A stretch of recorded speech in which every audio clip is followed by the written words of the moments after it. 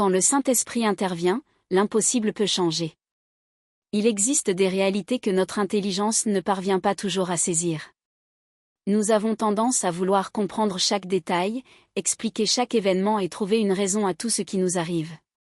Pourtant, la foi commence souvent là où notre compréhension s'arrête. Le Saint-Esprit n'est pas limité par les raisonnements humains. Il n'est pas enfermé dans nos calculs, nos circonstances ou nos prévisions.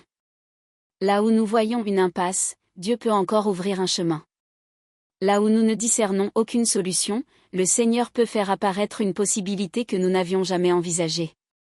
Trop souvent, nous fixons tellement longtemps notre attention sur le problème que nous finissons par oublier la puissance de celui qui est avec nous. Nous regardons le diagnostic, mais nous oublions Dieu. Nous regardons nos ressources limitées, mais nous oublions celui qui pourvoit. Nous regardons les portes fermées, mais nous oublions celui qui peut en ouvrir une nouvelle. La Bible nous rappelle que l'Esprit qui a ressuscité Jésus d'entre les morts agit encore aujourd'hui. Cela ne signifie pas que nous devons nier la réalité, mépriser la médecine, ignorer les conseils ou refuser les moyens humains que Dieu peut utiliser. Cela signifie simplement que notre espérance ne doit jamais être enfermée dans ce que nos yeux peuvent actuellement voir. Peut-être qu'aujourd'hui quelqu'un t'a dit, c'est impossible. Peut-être qu'un médecin t'a annoncé une situation difficile. Peut-être qu'une porte professionnelle s'est fermée. Peut-être que ta situation financière semble sans issue. Peut-être même que des proches ont cessé de croire à ton changement. Mais souviens-toi d'une chose, le dernier mot n'appartient pas toujours aux circonstances.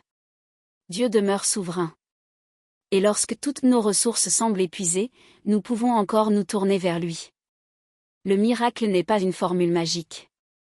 La foi n'est pas une manière de forcer Dieu à accomplir ce que nous désirons. La foi consiste à placer notre confiance en Dieu, même lorsque nous ne connaissons pas encore la manière dont il agira. C'est là que commence l'abandon. S'abandonner à Dieu ne signifie pas renoncer à toute responsabilité. Cela signifie reconnaître humblement, « Seigneur, je ne maîtrise pas tout. Je ne connais pas toutes les réponses. Mais je choisis de te faire confiance. » Nous voulons souvent contrôler notre avenir. Nous voulons connaître le moment exact. Nous voulons comprendre la méthode. Nous voulons voir le résultat avant même de faire confiance. Mais Dieu nous invite parfois à avancer avec lui avant de connaître toute la destination. Regarde les disciples. Ils n'avaient pas toutes les réponses lorsqu'ils ont décidé de suivre Jésus. Ils ont simplement accepté de lui faire confiance. Et cette disposition a transformé leur existence. La foi véritable ne dit pas « je comprends tout ». Elle dit « je ne comprends pas tout, mais je sais en qui j'ai placé ma confiance ».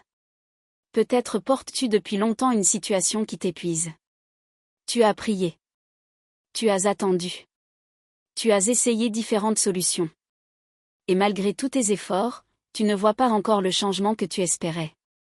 Ne laisse pas l'attente détruire ta confiance. Une saison difficile ne signifie pas nécessairement que Dieu t'a abandonné. Parfois, Dieu travaille dans une profondeur que nos yeux ne peuvent pas encore discerner. C'est pourquoi tu dois apprendre à déposer ton fardeau devant lui. Dis-lui simplement.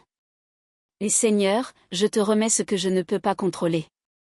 Je te remets mes inquiétudes, mes questions, mes déceptions et mes peurs. Conduis-moi par ton esprit. Donne-moi la sagesse de faire ce qui est juste et la foi nécessaire pour te faire confiance lorsque je ne vois pas encore la réponse. Voilà une prière d'abandon. Et l'abandon véritable produit quelque chose de puissant, il libère notre cœur de l'illusion selon laquelle nous devons tout porter seuls. Lorsque nous reconnaissons notre dépendance envers Dieu, nous découvrons que notre faiblesse n'est pas forcément la fin de notre histoire. Elle peut devenir le lieu où notre confiance en Dieu grandit. Paul a lui-même découvert cette réalité lorsqu'il a compris que la grâce de Dieu était suffisante dans sa faiblesse. La puissance de Dieu ne dépend donc pas de notre capacité à tout maîtriser. Elle se manifeste aussi lorsque nous cessons de nous appuyer uniquement sur nos propres forces.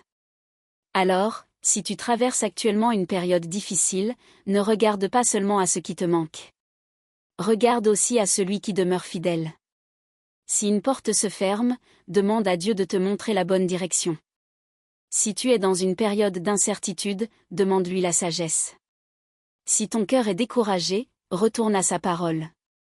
Si tu ne sais plus quoi faire, reste dans la prière et cherche sa volonté. Et surtout, ne confonds jamais le silence de Dieu avec son absence. Le Saint-Esprit agit aussi dans les saisons où nous ne voyons encore aucun résultat. Il peut nous conduire, nous corriger, nous fortifier, nous consoler et renouveler notre espérance. Le plus grand miracle n'est parfois pas seulement le changement de notre circonstance. C'est le changement qui s'opère en nous pendant que nous attendons. Une personne qui dépendait entièrement des circonstances peut apprendre à dépendre de Dieu. Une personne dominée par la peur peut retrouver la paix. Une personne qui voulait tout contrôler peut apprendre à faire confiance. Une personne découragée peut retrouver une espérance nouvelle. Voilà pourquoi ne baisse pas les bras. Ne permets pas à une mauvaise saison de définir toute ton histoire. Ton histoire n'est pas terminée simplement parce que tu ne vois pas encore la solution. Continue de croire. Continue de prier. Continue d'obéir à la parole de Dieu. Continue d'avancer avec sagesse. Et laisse le Saint-Esprit travailler dans ton cœur. Car lorsque nous cessons de vouloir tout contrôler et que nous remettons véritablement notre vie entre les mains de Dieu, notre perspective change. Nous ne disons plus « Seigneur, fais exactement ce que je veux ». Nous apprenons plutôt à dire « Seigneur, accomplis ta volonté dans ma vie. Conduis-moi. Transforme-moi. Fortifie-moi. Et donne-moi la grâce de te faire confiance, même lorsque je ne comprends pas encore. » C'est là que la foi devient profonde. Ce n'est pas seulement croire lorsque tout va bien. C'est continuer à faire confiance lorsque les circonstances semblent contredire notre espérance. Alors aujourd'hui, ne regarde pas uniquement à l'impossible devant toi. Regarde à Dieu. Remets-lui ce que tu ne peux pas porter. Fais ta part avec fidélité et sagesse. Puis laisse à Dieu ce qui dépasse tes capacités. Car tu n'as pas besoin de connaître toutes les étapes pour faire confiance au Dieu qui connaît déjà toute ton histoire.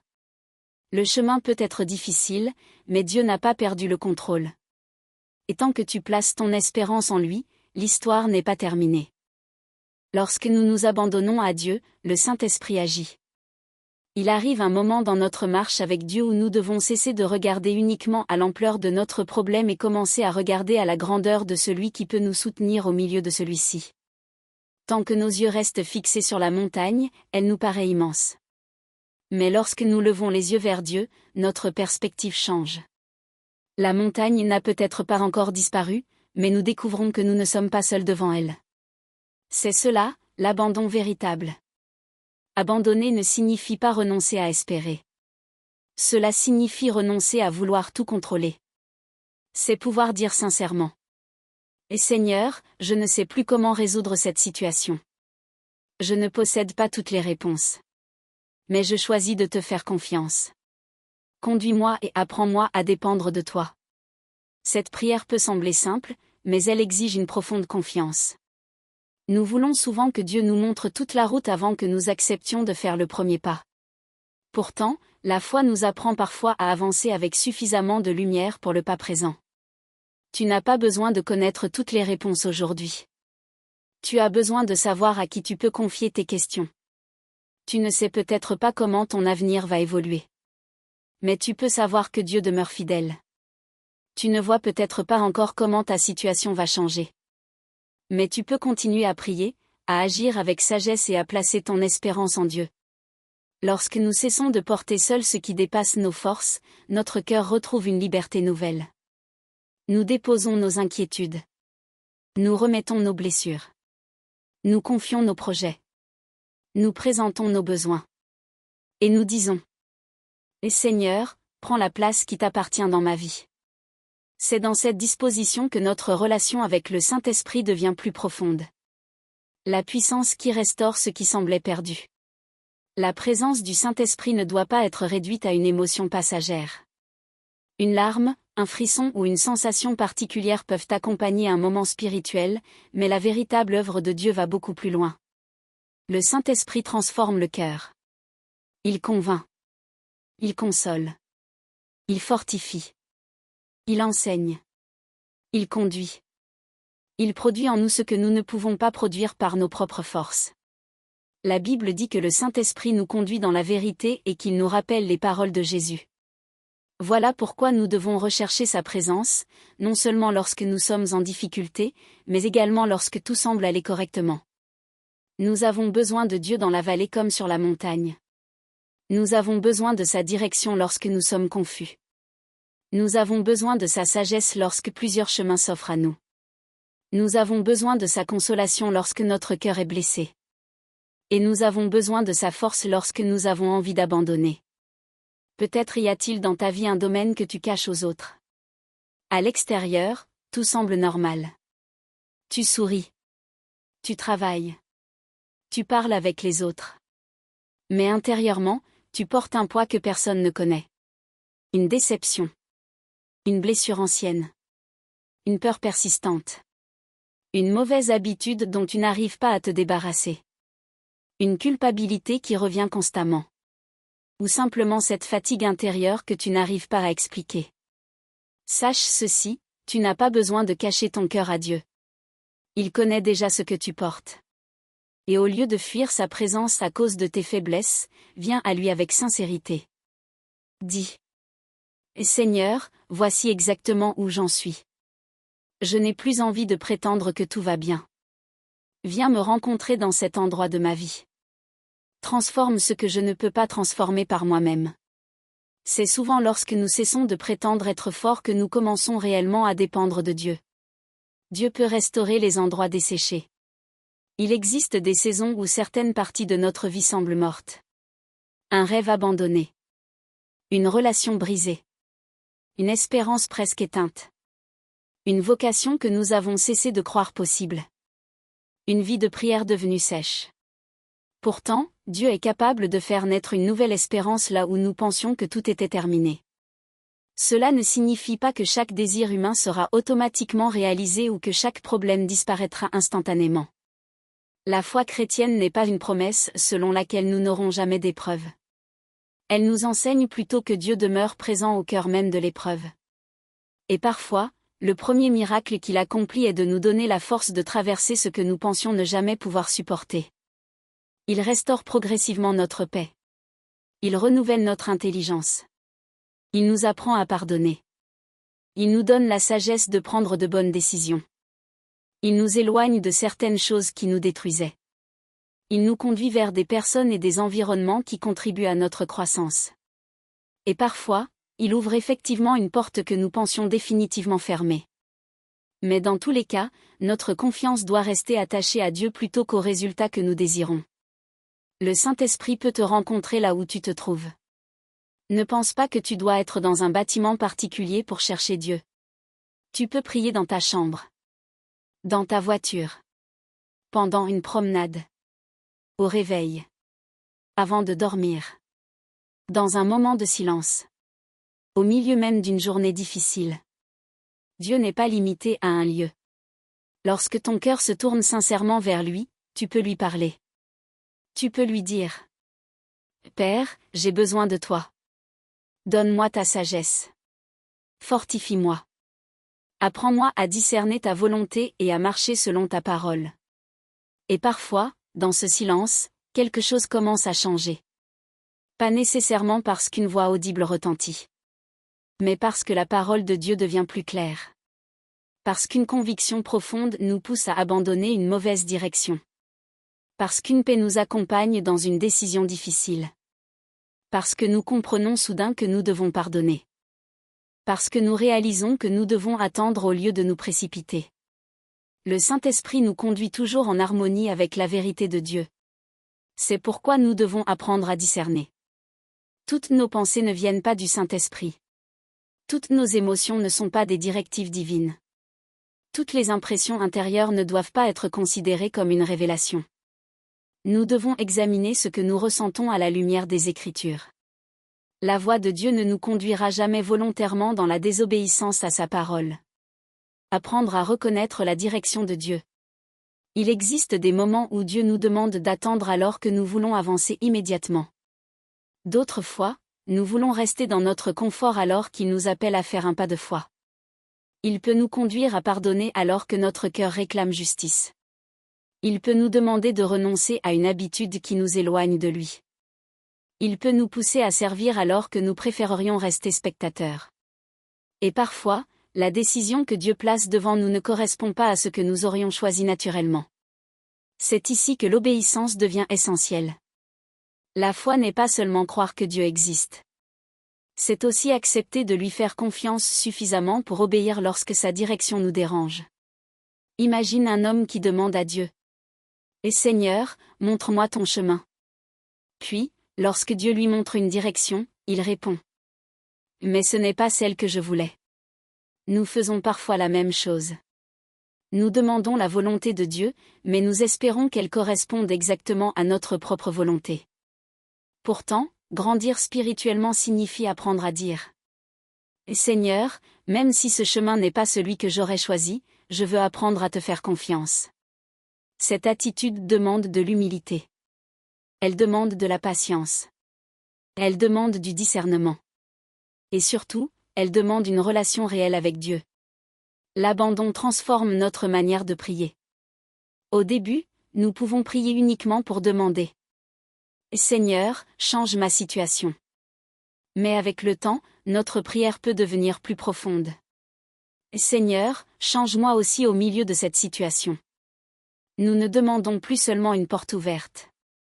Nous demandons également la sagesse pour savoir si nous devons la franchir.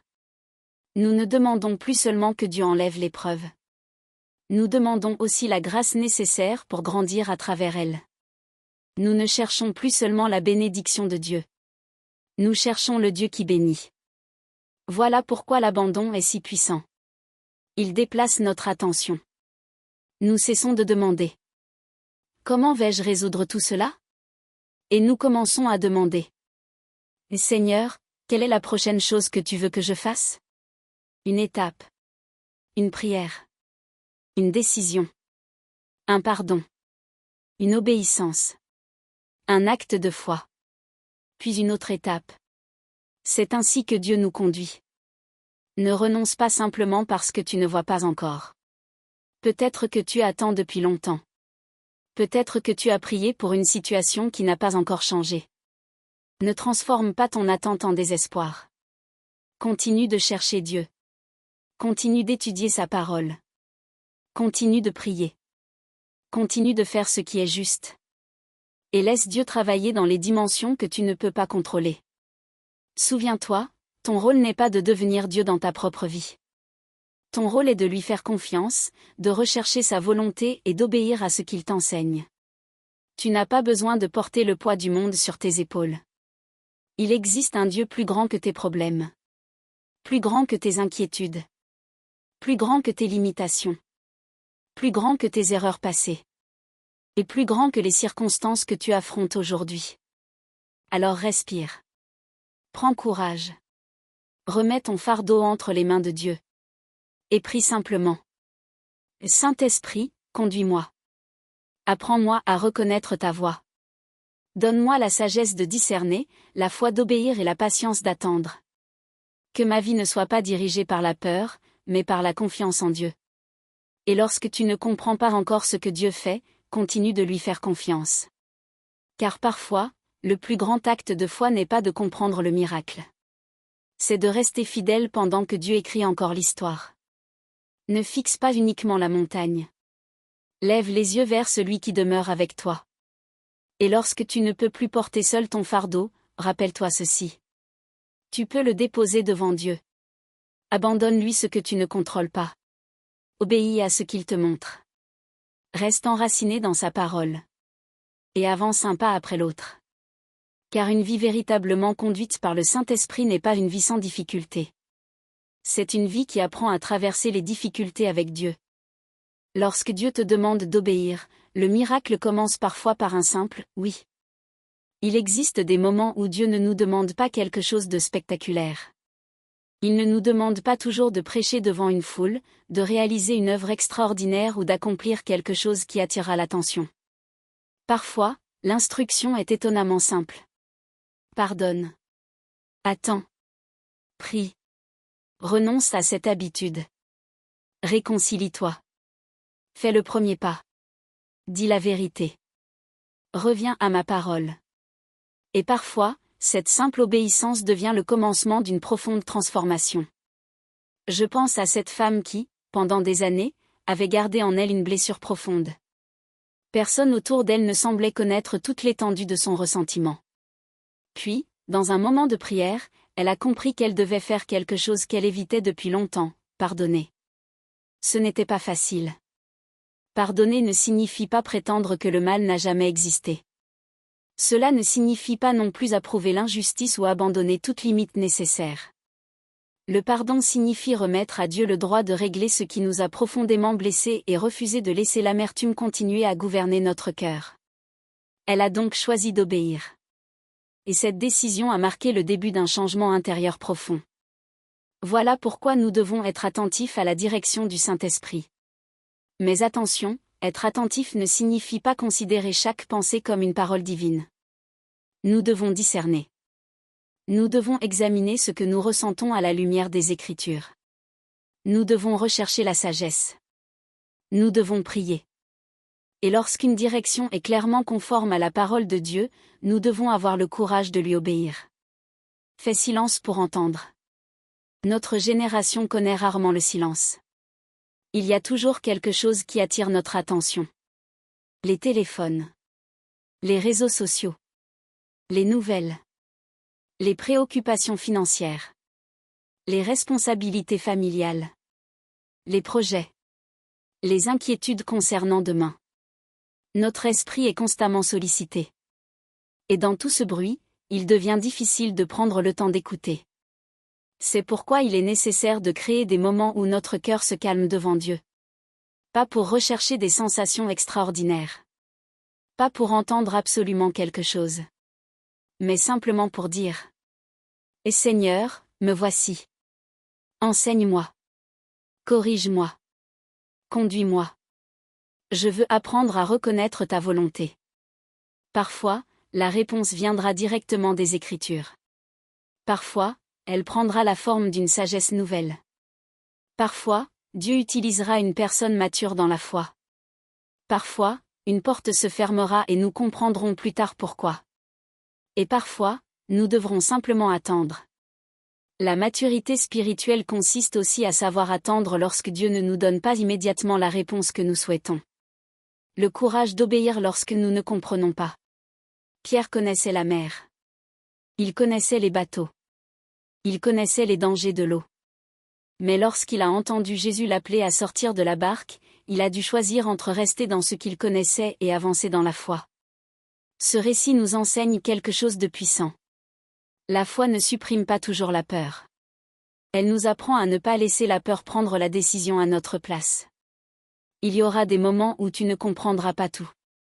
Tu ne verras pas toute la route. Tu ne connaîtras pas toutes les conséquences. Mais tu pourras malgré tout faire le prochain pas avec sagesse et confiance. Peut-être Dieu t'appelle-t-il aujourd'hui à pardonner quelqu'un. Peut-être te demande-t-il d'abandonner une pratique qui détruit ta vie spirituelle. Peut-être dois-tu demander pardon. Peut-être dois-tu patienter au lieu de te précipiter. Peut-être dois-tu enfin commencer ce que tu repousses depuis longtemps. L'obéissance n'est pas toujours confortable. Mais elle peut devenir un puissant instrument de transformation.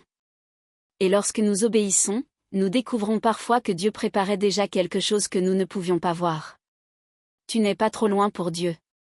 Peut-être que tu regardes aujourd'hui ton passé et que tu te dis : j'ai trop échoué. J'ai perdu trop de temps. J'ai pris trop de mauvaises décisions. J'ai détruit trop de choses. Dieu ne peut plus rien faire avec ma vie. Mais cette conclusion n'est pas celle de l'Évangile. L'Évangile annonce la grâce. Il annonce la rédemption. Il annonce la possibilité d'une vie nouvelle en Christ. Cela ne signifie pas que les conséquences de nos décisions disparaissent toujours instantanément. Cela signifie que notre passé n'est pas obligé de déterminer notre avenir spirituel. Dieu peut nous relever. Il peut nous enseigner à partir de nos erreurs. Il peut restaurer certaines relations. Il peut nous donner une nouvelle direction. Il peut transformer nos blessures en lieu de maturité. Et surtout, il peut nous rappeler que notre identité ne repose pas sur nos échecs. Elle repose sur ce qu'il accomplit en nous. Quand tout semble terminé. Il existe des saisons où l'on arrive au bout de ses propres ressources. On a prié. On a attendu. On a essayé plusieurs solutions. On a demandé conseil. On a pleuré. Et finalement, on ne sait plus quoi faire. Une situation médicale peut sembler extrêmement difficile. Une relation peut être profondément brisée. Une situation financière peut devenir préoccupante. Un projet peut échouer. Un rêve peut disparaître. Et dans ces moments-là, une pensée peut surgir. C'est terminé. Mais ne laisse pas ton découragement devenir une prophétie sur ton avenir. Une saison difficile n'est pas nécessairement la conclusion de ton histoire. Dieu peut encore travailler. Parfois, il change les circonstances. Parfois, il change notre cœur. Parfois, il nous conduit vers une nouvelle direction. Parfois, il nous donne la force de traverser une situation que nous aurions préféré éviter. Mais dans chaque situation, il peut nous apprendre à espérer en lui. Dieu restaure ce que nous pensions définitivement perdu. Il existe des rêves que nous avons enterrés. Des appels auxquels nous avons renoncé. Des relations que nous croyons irrécupérables. Des parties de nous-mêmes que nous avons cessé d'espérer voir revivre. Mais Dieu est un Dieu de restauration. La restauration biblique n'est pas toujours le retour exact à ce que nous avions avant. Parfois, Dieu fait quelque chose de nouveau. Il nous conduit dans une direction que nous n'aurions jamais imaginée. Il transforme notre manière de penser. Il nous donne une maturité que nous n'avions pas auparavant. Il nous apprend à ne plus dépendre de notre propre force. Et parfois, il nous permet de voir renaître quelque chose que nous pensions définitivement perdu. C'est pourquoi ne laisse personne définir ton avenir uniquement à partir de ton passé. Les erreurs d'hier ne sont pas une condamnation éternelle pour celui qui revient sincèrement à Dieu. Tu peux encore grandir. Tu peux encore servir. Tu peux encore apprendre. Tu peux encore aimer. Tu peux encore porter du fruit. Tu peux encore découvrir une nouvelle saison de ta vie avec Dieu. Je n'en ai pas fini avec toi. Peut-être qu'une voix humaine t'a déjà dit. Tu n'arriveras jamais à rien. Peut-être qu'on t'a constamment rappelé tes erreurs. Peut-être qu'une déception t'a convaincu que tu ne devais plus espérer. Peut-être que tu as commencé à croire que ton meilleur moment était déjà derrière toi. Mais ne laisse pas les paroles des hommes remplacer ce que Dieu dit dans sa parole. En Christ, il existe une espérance nouvelle. Dieu ne se contente pas de regarder ce que tu as été. Il regarde aussi ce que sa grâce peut produire en toi. Le Saint-Esprit peut renouveler ton intelligence. Il peut produire en toi l'amour, la joie, la paix, la patience, la bonté, la fidélité, la douceur et la maîtrise de soi. Voilà une véritable œuvre miraculeuse. Parce que le plus grand changement n'est pas toujours celui que les autres peuvent voir. Parfois, le plus grand miracle est celui qui se produit dans le secret du cœur. Une personne autrefois dominée par la colère apprend à pardonner. Une personne paralysée par la peur apprend à faire confiance. Une personne remplie d'amertume découvre la liberté du pardon. Une personne découragée retrouve l'espérance. Une personne qui voulait tout contrôler apprend à remettre sa vie entre les mains de Dieu. Attends-toi à Dieu, mais reste enraciné dans sa parole. L'espérance chrétienne n'est pas une imagination positive. Ce n'est pas se convaincre que tout arrivera exactement comme nous le souhaitons. L'espérance biblique consiste à faire confiance à Dieu même lorsque nous ne connaissons pas encore le résultat. Tu peux croire que Dieu est capable d'agir tout en acceptant humblement que sa réponse puisse être différente de ce que tu avais imaginé. Tu peux prier pour la guérison tout en continuant à recevoir des soins appropriés. Tu peux croire en la provision de Dieu tout en travaillant avec diligence et en gérant tes ressources avec sagesse. Tu peux croire à la restauration tout en acceptant de faire les démarches nécessaires pour reconstruire une relation. La foi ne remplace pas la sagesse. Elle nous apprend à marcher avec Dieu au milieu de la réalité. Le Saint-Esprit fait renaître l'espérance. Alors, si tu te trouves aujourd'hui dans une saison où tout semble bloqué, ne ferme pas ton cœur. Prie encore. Cherche Dieu encore. Ouvre les Écritures encore.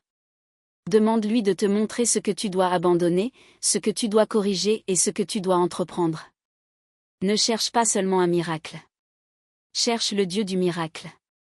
Ne cherche pas uniquement une réponse.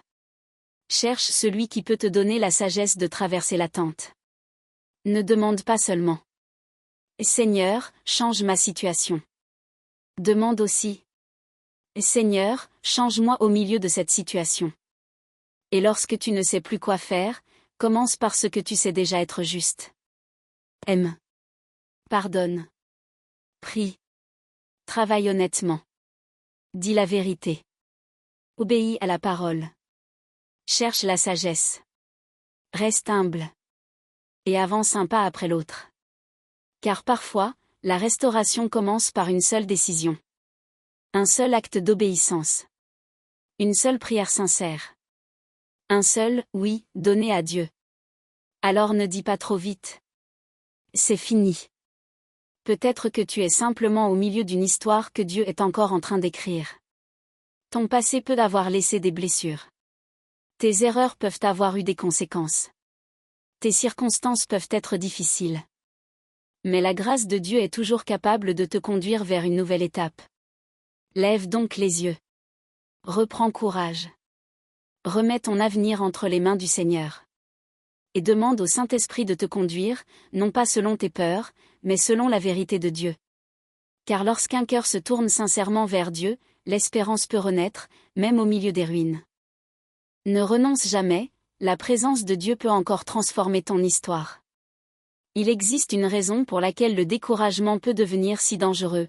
Lorsqu'une personne cesse d'espérer, elle cesse souvent d'attendre quelque chose de Dieu. Voilà pourquoi, même lorsque tout semble perdu, tu dois protéger cette petite étincelle de foi qui demeure encore en toi. Peut-être qu'aujourd'hui, ton espérance est faible. Peut-être que tu n'as plus la force de faire de longues prières. Peut-être que tu ne sais même plus quelles paroles prononcer. Alors ne cherche pas à produire une grande prière. Commence simplement par quelques mots. Et Seigneur, j'ai besoin de toi. Parfois, une prière sincère prononcée dans les larmes vaut davantage qu'un long discours prononcé sans conviction. Lorsque nous venons devant Dieu avec un cœur honnête, nous n'avons pas besoin de prétendre être plus forts que nous ne le sommes. Dieu connaît déjà nos blessures. Il connaît nos combats. Il connaît nos questions. Il connaît les nuits où nous avons pleuré en silence. Il connaît les rêves qui se sont brisés. Il connaît les portes qui se sont fermées. Et pourtant, il nous invite encore à venir à lui. Tu n'as pas besoin d'avoir un passé parfait pour t'approcher de Dieu. Tu n'as pas besoin d'avoir toutes les réponses. Tu n'as pas besoin d'attendre que tout soit réglé pour commencer à chercher sa présence. Viens simplement tel que tu es. Avec ta fatigue. Avec tes questions. Avec tes regrets. Avec ta faiblesse. Avec ton besoin de grâce. Car Dieu peut commencer son œuvre précisément dans l'endroit où tu reconnais que tu ne peux plus tout contrôler. Ne mesure pas Dieu à la taille de ton problème. Une erreur fréquente consiste à mesurer la puissance de Dieu à partir de nos circonstances. Nous regardons notre compte bancaire et nous concluons que l'avenir est impossible. Nous regardons notre situation familiale et nous concluons que la restauration est impossible. Nous regardons notre passé et nous concluons que le changement est impossible. Nous regardons notre faiblesse et nous concluons que nous ne pouvons plus avancer. Mais la grandeur d'un problème ne détermine pas la grandeur de Dieu. Tu peux traverser une immense montagne sans que cette montagne soit devenue plus grande que ton Dieu. Alors change ton regard. Ne demande pas seulement. Comment vais-je sortir de cette situation? Demande aussi. Seigneur, que veux-tu m'apprendre et comment veux-tu me conduire au milieu de cette situation? Il peut arriver que Dieu change les circonstances. Il peut aussi arriver qu'il commence par changer notre cœur face aux circonstances. Dans les deux cas, nous avons besoin de sa présence. Lorsque Dieu entre dans nos ruines. Certaines saisons ressemblent à des ruines. Nous regardons ce qui reste après une déception et nous pensons. Comment reconstruire quelque chose à partir de cela? Mais Dieu est capable de travailler avec des morceaux. Il peut restaurer progressivement ce qui semblait irrécupérable. Il peut faire renaître l'espérance. Il peut reconstruire la confiance. Il peut guérir certaines blessures intérieures. Il peut nous apprendre à pardonner. Il peut nous donner la sagesse de recommencer. La restauration n'est pas toujours instantanée. Parfois, elle ressemble à une longue reconstruction. Une journée après l'autre. Une prière après l'autre. Une décision après l'autre. Une victoire après l'autre. Ne méprise donc pas les petits commencements. Une petite décision prise dans la bonne direction peut devenir le début d'une nouvelle saison. La présence de Dieu n'est pas une performance. Lorsque nous parlons de la présence du Saint-Esprit, nous devons garder une chose essentielle à l'esprit. Dieu n'est pas impressionné par nos performances. Nous pouvons chanter avec puissance, parler avec éloquence, lever les mains et participer à de nombreuses réunions sans pour autant avoir un cœur réellement abandonné à Dieu. L'adoration véritable va plus profondément. Elle commence lorsque notre cœur dit « Et Seigneur, tu es digne de ma confiance, même lorsque je ne comprends pas tout. » Adorer Dieu, ce n'est pas simplement ressentir quelque chose. C'est reconnaître qui il est. C'est lui rendre honneur. C'est accepter sa volonté. C'est aligner notre vie avec sa parole.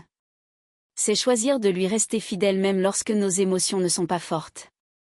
Il y aura des jours où tu ressentiras intensément la présence de Dieu. Et il y aura d'autres jours où tu ne ressentiras presque rien. Ne construis pas ta foi uniquement sur tes émotions. Construis-la sur Dieu et sur sa parole. Les émotions peuvent varier. La fidélité de Dieu demeure. Prépare ton cœur à la présence de Dieu. Imagine une maison que personne ne prend jamais le temps de ranger. Petit à petit, le désordre s'accumule. Notre cœur peut parfois fonctionner de la même manière. Les blessures non traitées. Les rancunes. Les distractions. L'orgueil. La peur. Les compromis. Tout cela peut encombrer notre vie intérieure. C'est pourquoi la prière doit aussi être un lieu de purification. Dis. Seigneur, montre-moi ce qui doit changer en moi. Cette prière demande du courage. Parce que nous préférons souvent que Dieu change les autres. Mais la transformation commence aussi lorsque nous acceptons de lui dire. Commence par moi. Si tu dois pardonner, pardonne. Si tu dois demander pardon, demande pardon. Si tu dois abandonner une mauvaise habitude, prends une décision concrète. Si tu dois réparer une relation, fais le premier pas lorsque cela est sage et possible. Si tu dois apprendre à attendre, attends. L'adoration véritable finit par toucher notre manière de vivre. Ne te précipite pas lorsque Dieu travaille en toi. Nous vivons dans une culture de l'immédiateté. Nous voulons des réponses instantanées. Des résultats instantanés. Des changements instantanés. Mais Dieu travaille parfois progressivement. Une graine ne devient pas un arbre en une journée. De la même manière, certaines transformations spirituelles demandent du temps. Ne te décourage donc pas parce que tu ne vois pas encore tout le résultat. Continue à marcher. Continue à apprendre. Continue à prier. Continue à obéir. Il peut y avoir une œuvre profonde qui se produit dans ton cœur avant même que les circonstances extérieures changent. Parfois, nous demandons. Et Seigneur, pourquoi rien ne bouge? Alors que Dieu est déjà en train de faire quelque chose en nous. Il nous apprend la patience. Il développe notre caractère.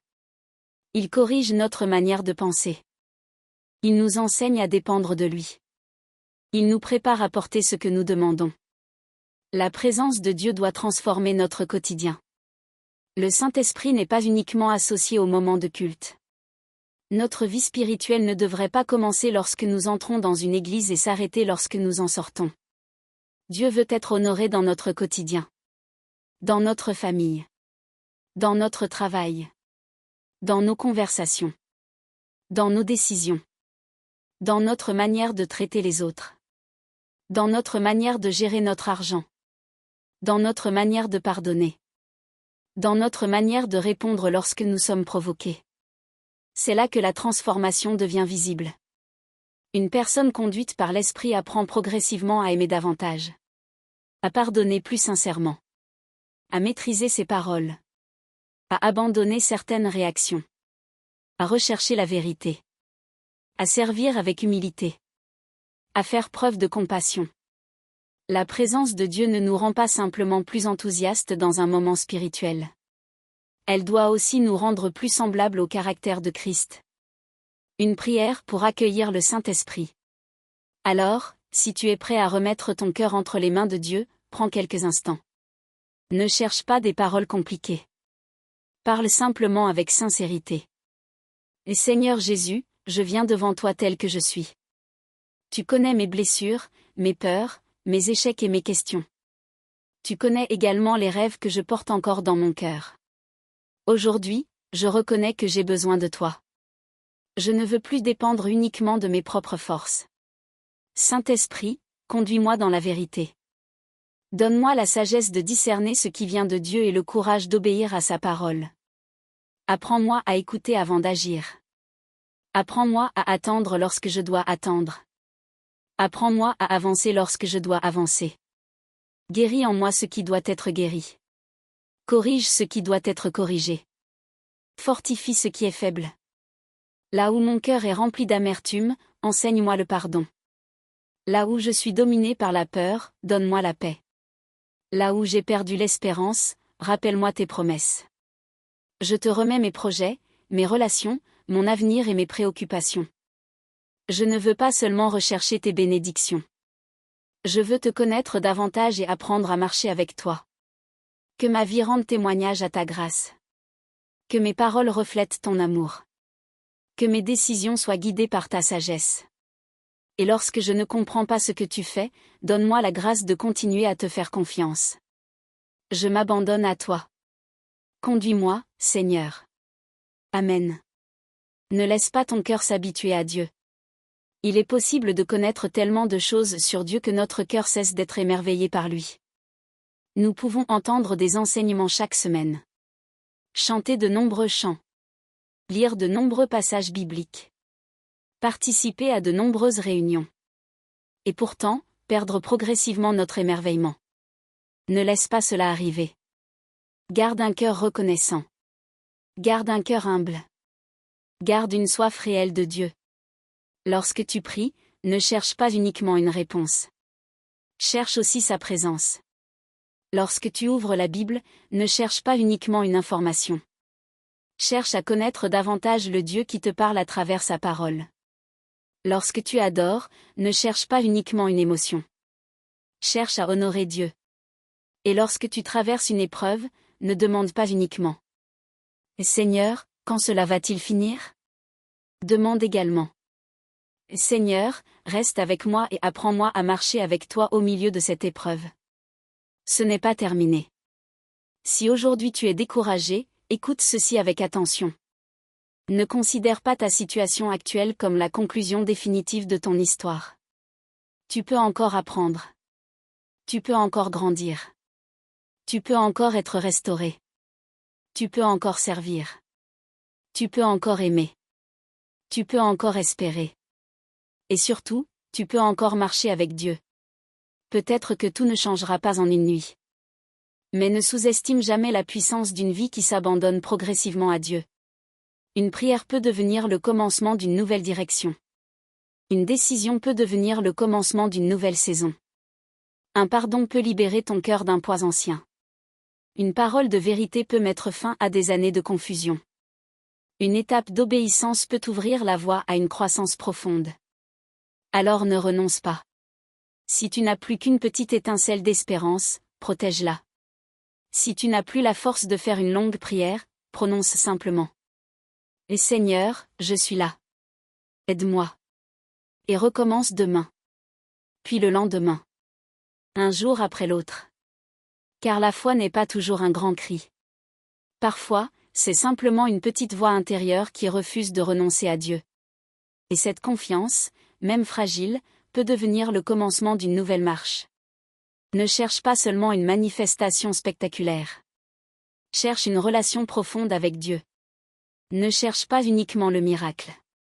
Cherche celui qui accomplit le miracle. Ne cherche pas seulement la bénédiction.